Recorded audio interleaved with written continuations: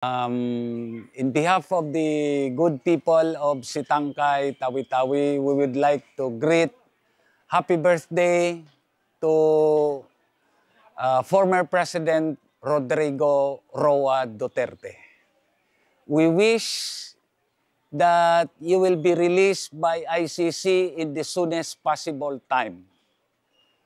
Kung sana nagkasala ka, Tatay Diggs, dito ka sana lilitisin sa Pilipinas, hindi ka isosurrender sa ibang bansa.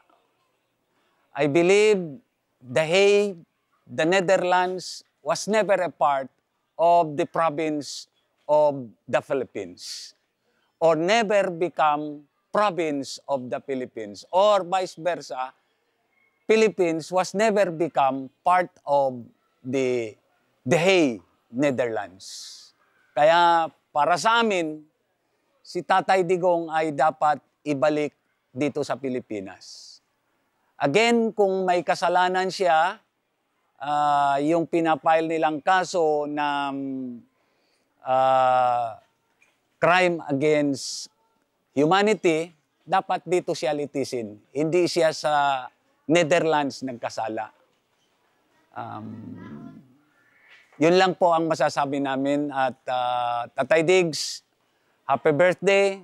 Sana malakas palagi ang katawan mo.